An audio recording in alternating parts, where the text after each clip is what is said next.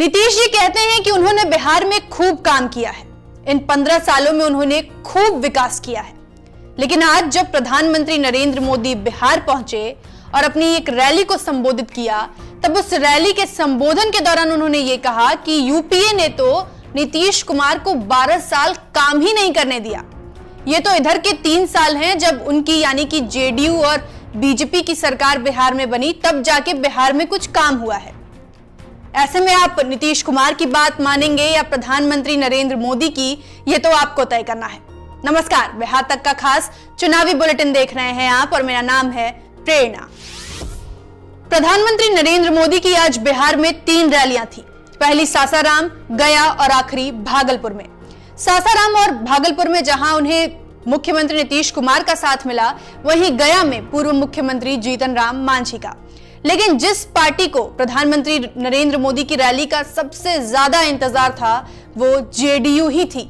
असल में जेडीयू को यह उम्मीद थी कि प्रधानमंत्री नरेंद्र मोदी जब बिहार आएंगे तो अपनी रैली में लोक जनशक्ति पार्टी पर जरूर टिप्पणी करेंगे, जिससे चिराग पासवान को सबक मिलेगा। अब सबक का तो पता नहीं, लेकिन प्रधानमंत्री नरेंद्र मोदी जब बिहार पहुंचे और अपनी पहली रैली को संबोधित करना शुरू किया, तो उसके ठीक पहले अपने करीबी मित्र रामविलास पासवान को जरूर याद किया, जिसके बाद प्रधानमंत्री मोदी के इस जेस्चर को देखते हुए उनके हनुमान कहे तो चिराग पासवान काफी भावुक हो गए। चिराग ने ट्वीट कर लिखा कि वो प्रधानमंत्री की बातें सुनकर भावुक हो गए और उनके पिता के प्रति प्रधानमंत्री का सम्मान देखकर उन्हें काफी अच्छा लगा। यानी कुल मिलाकर जेडीयू की हसरत भी पूरी नहीं हुई और चिराग पासवान का कॉन्फिडेंस भी बूस्ट हो गया। अब हद तो तब हो गई जब प्रधानमंत्री मोदी ने यह कह दिया कि यूपीए सरकार ने तो नीतीश कुमार को 12 साल काम ही नहीं करने दिया। ये तो इधर के 3 साल थे जब बिहार में विकास मुमकिन हो पाया है। लेकिन नीतीश कुमार हैं जो अपने हर कार्यकाल पर अपनी पीठ थपथपाना नहीं भूलते। आम लोगों की राय भी यही है कि नीतीश कुमार ने अपने पहले कार्यकाल में शानदार काम किया था, तभी तो जनता ने उन्हें बार बार सत्ता के शिखर पर पहुंचाया। लेकिन प्रधानमंत्री की थ्योरी को तो क्या ही कहा जाए। तुम्हारे दावों में बिहार का मौसम गुलाबी है, मगर ये आंकड़े झूठे हैं, ये दावा किताबी है। ये शायरी अदम गोंडवी की है, लेकिन इसका बिहारीकरण राहुल गांधी ने किया है। आज राहुल गांधी की भी रैली बिहार में थी। राहुल गांधी ने आज 2 रैलियों को संबोधित किया, एक नवादा के हिसुआ में और दूसरी भागलपुर में। इस दौरान एक रैली में उनको तेजस्वी यादव का भी साथ मिला। हालांकि जाहिर तौर पर राहुल गांधी एक राष्ट्रीय नेता हैं, ऐसे में उनके निशाने पर भी पीएम मोदी थे, ना कि नीतीश कुमार। तो उन्होंने लॉकडाउन, कोरोना, चीन जैसे मुद्दों को उठाते हुए ये सवाल किया कि प्रधानमंत्री मोदी कहा करते थे कि 22 दिनों में कोरोना खत्म हो जाएगा। कैसे? ताली थाली पीटने से या फ्लैश लाइट जलाने से? हालांकि राहुल गांधी यहां ये भूल गए कि उनकी सहयोगी पार्टी आरजेडी ने भी बेरोजगारी के नाम पर लोगों से ताली थाली पिटवाया था।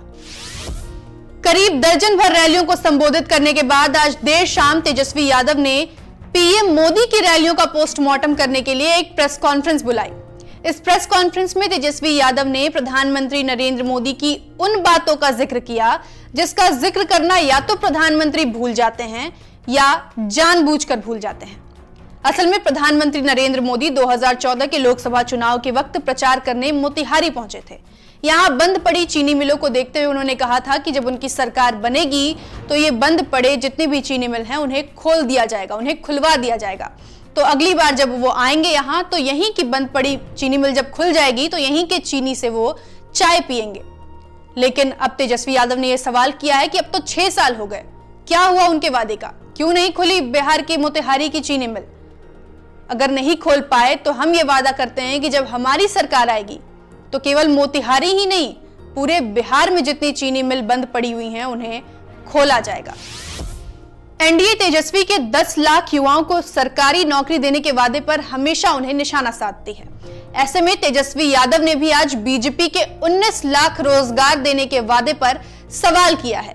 तेजस्वी ने पूछा कि बीजेपी ये बताए कि उनकी जो अन्य बीजेपी शासित राज्य हैं वहां उन्होंने 5 साल में क्या 5 लाख रोजगार देने की भी गारंटी दी है? क्या 5 लाख रोजगार भी उन्होंने उन राज्यों में दिया है? इसके साथ ही तेजस्वी ने यह भी बताया कि अगर उनकी सरकार आती है तो नीतीश कुमार के दौर में जो एक ब्लैक एंड व्हाइट दौर है उससे हटकर तेजस्वी का जो दौर होगा, तेजस्वी यादव की सरकार का जो दौर होगा, उसमें 5G और आर्टिफिशियल इंटेलिजेंस की बात होगी। युवाओं को 5G और आर्टिफिशियल इंटेलिजेंस की तकनीक देखने को मिलेगी। अब बिहार चुनाव से जुड़ी कुछ और जरूरी खबरें। पीएम मोदी के रैली पर निशाना साधते हुए आज ओवैसी ने यह कहा कि प्रधानमंत्री नरेंद्र मोदी 2 घोड़े की सवारी कर रहे हैं और किसी एक घोड़े के सहारे वो बिहार पर राज करना चाहते हैं। बीजेपी के 19 लाख रोजगार का वादा भी यही दर्शाता है कि बीजेपी बिहार में अपना मुख्यमंत्री चाहती है और नीतीश कुमार को रिटायर कर देना चाहती है। प्रधानमंत्री जो है 2 घोड़ों की सवारी कर रहे हैं और एक घोड़े को ले जाकर कहीं दूर छोड़ देंगे और एक घोड़े पर बैठकर खुद बिहार पर राज करने का ख्वाब देख रहे हैं। दूसरी बात यह है कि खसीदे पड़े हैं नीतीश कुमार के ताल्लुक से, मगर अपना अलहदा इलेक्शन मैनिफेस्टो जारी करते और कहते हैं कि 19 लाख नौकरियां 1 साल में दे देंगे। तो इसकी ज़रूरत क्यों पड़ी? तो इससे साफ जाहिर हो रहा है कि बीजेपी अब ये चाहती है कि बिहार में वो अपना चीफ मिनिस्टर बना दे और नीतीश कुमार को ले जाकर घर में रिटायरमेंट उनका कर दे। ये पूरी प्रधानमंत्री और बीजेपी आरएसएस पर काम कर रही है। जीतन राम मांझी की हम पार्टी ने भी आज अपना मैनिफेस्टो जारी कर दिया। हालांकि खास बात यह है कि मैनिफेस्टो में अल्पसंख्यक वर्ग को लुभाने के लिए अलग से वादे किए गए हैं। इसके साथ ही शिक्षा, चिकित्सा, सड़क, बिजली, गांव के विकास से जुड़े तमाम दावों को जगह दी गई है।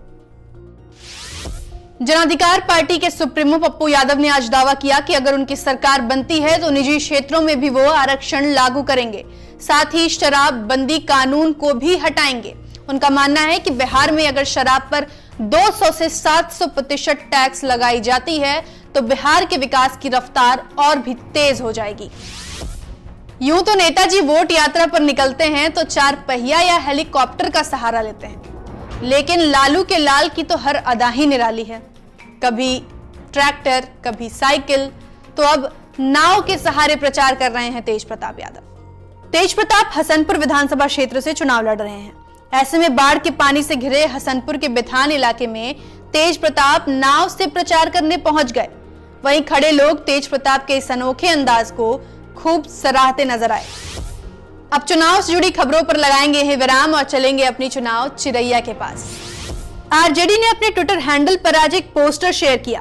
पोस्टर में कोरोना वैक्सीन की एक इमेज बनी है जिसमें लिखा गया है, बटन दबाओगे तभी मुफ्त में वैक्सीन पाओगे। पोस्टर को ध्यान से देखें तो वैक्सीन पर कमल का छाप भी बना हुआ है। इसके साथ ही आरजेडी ने लिखा है कि बटन दबाओगे तभी मुफ्त वैक्सीन पाओगे, भगाओ ऐसी मुनाफाखोर सरकार को। तो आज के बुलेटिन में बस इतना ही। मिलते हैं कल इसी वक्त दिन भर की चुनावी खबरों के साथ। शुक्रिया।